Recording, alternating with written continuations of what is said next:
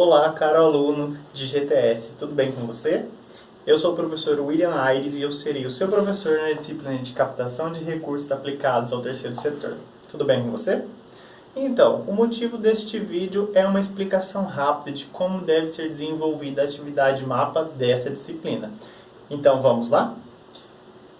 Primeiro de tudo, a atividade consiste em uma chamada ou uma proposta, o envio de uma proposta para a viabilidade social. O que significaria isso? Eu tenho uma empresa X que deseja doar. Então, como que você pode corresponder às expectativas desta empresa? Qual é o caso? A empresa Cesosol, ela deseja expandir a sua área de responsabilidade social empresarial. O que significa isso? A empresa gostaria de desenvolver projetos sociais. Porém, como ela não quer gastar estrutura interna da organização, ou ela não dispõe desses recursos, então ela preferiu utilizar então de uma parceria. Ela vai realizar uma parceria com uma organização de terceiro setor através de uma doação, ou melhor, de um patrocínio. Qual é a diferença entre ambas? A doação ela é pontual, ela é um valor X em um momento X. O patrocínio ele vai ser distribuído por um período de tempo, certo? E como que ela pretende fazer isso? Ela deseja apenas uma organização. Então, a sua organização deverá convencê-la, convencer, no caso, a empresa, que ela será uma boa parceira. Então, essa parceria que vai ser desenvolvida entre as duas será muito frutífera para ambas, certo? Qual é o critério? A empresa não delimitou que tipo de ação social ela deseja patrocinar. Então, ela pode ser uma ação esportiva, uma ação de carência social ou de público-alvo específico, pode ser uma questão educacional, nós vamos desenvolver um projeto de ensino que vai ser respaldado para alguma classe específica e assim por diante, certo? Qual é o capital? O capital que a organização, que a empresa dispõe é de R$300 mil para pagamento assim que divulgada a organização que conseguiu convencê-la, ou seja, a organização selecionada nesse processo. E após isso, se a organização propor à empresa uma forma de demonstrar a transparência, mostrar como vai ser utilizado aqueles recursos, eles vão patrocinar por um determinado período de tempo com o valor de R$5 mil mensais, ou seja, R$300 mil se selecionada, e se ela atingir um grau de expectativa superior, ela também pode receber esse repasse mensal no valor de R$5 mil. Mas para isso, então, o seu projeto, a sua proposta deve ser muito boa. Então, vamos lá? Qual que é a contrapartida? Contrapartida é o que a empresa quer em troca. Ela não vai apenas dar um valor sem esperar nada em troca. Ela também tem ali algumas exigências nesse processo. Primeiro, a empresa deseja atrelar sua imagem de organização. Então, por isso que ela vai fazer uma seleção. Ela tem que pensar muito bem com quem ela vai estabelecer a sua parceria, certo? Ela quer ser informada dos direcionamentos, ou seja, olha, eu vou fazer um projeto com o dinheiro que foi passado pela empresa. Então você, como representante da organização de terceiro setor, deve informar como isso será feito para a empresa em si, que a empresa quer saber como que o seu dinheiro está sendo investido, ok? Sempre que necessário e achar pertinente, no caso, a empresa vai procurar a organização e vai pedir: eu quero uma prestação de contas de como o valor inicial de 300 mil e os demais valores que foram repassados estão sendo investidos em causas sociais.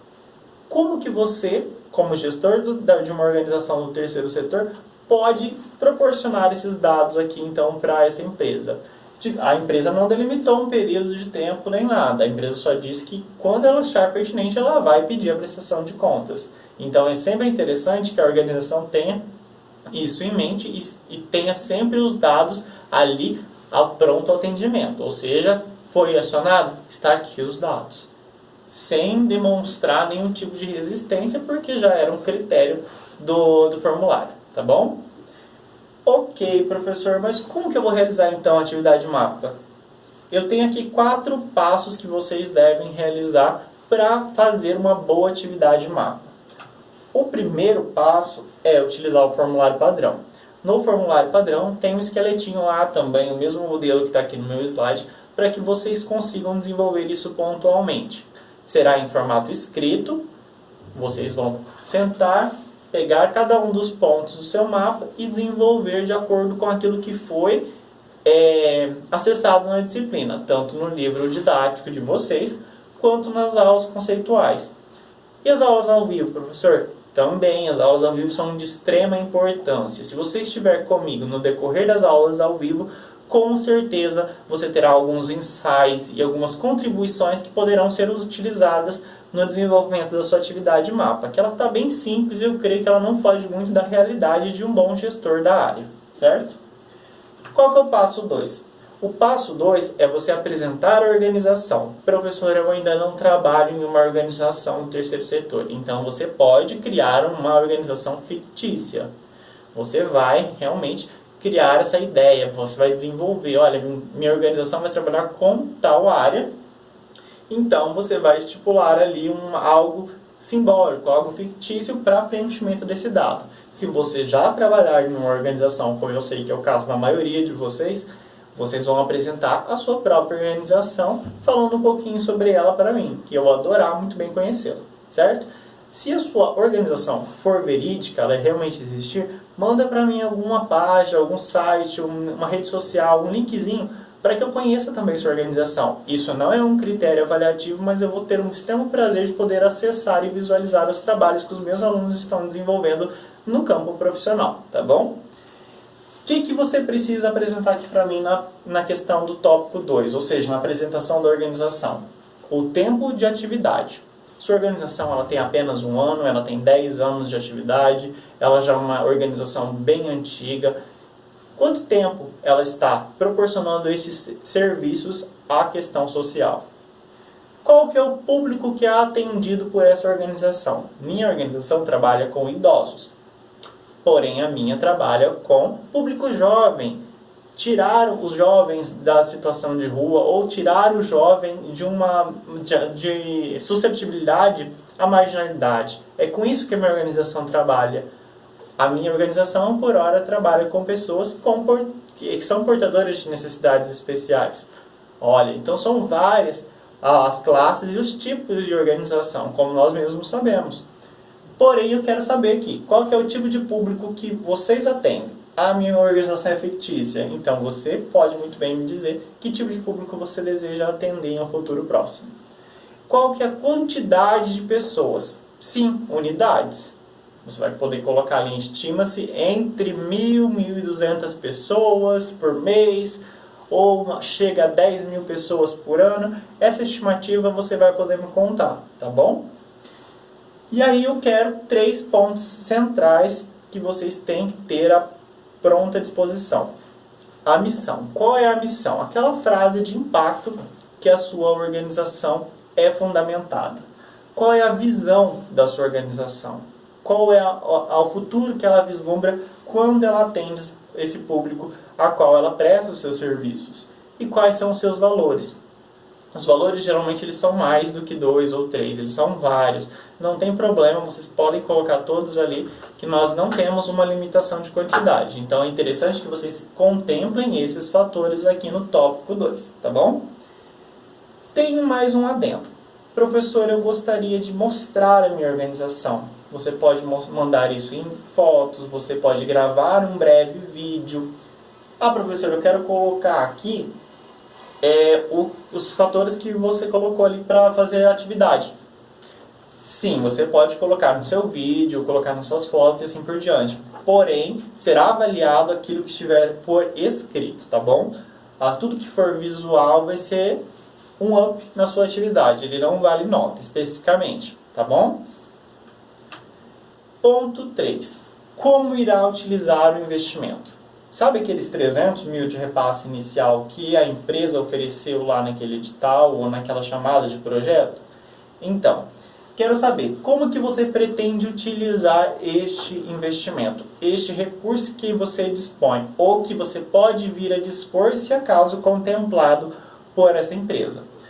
Eu quero isso em 3 vertentes. Como você pretende utilizar parte do recurso ou todo o recurso a curto prazo, parte ou todo o recurso a médio prazo, parte ou todo o recurso a longo prazo. Professor, eu posso responder só então a curto prazo? Eu pretendo fazer uma reforma na minha organização? Para mim, tudo bem, não tem problema.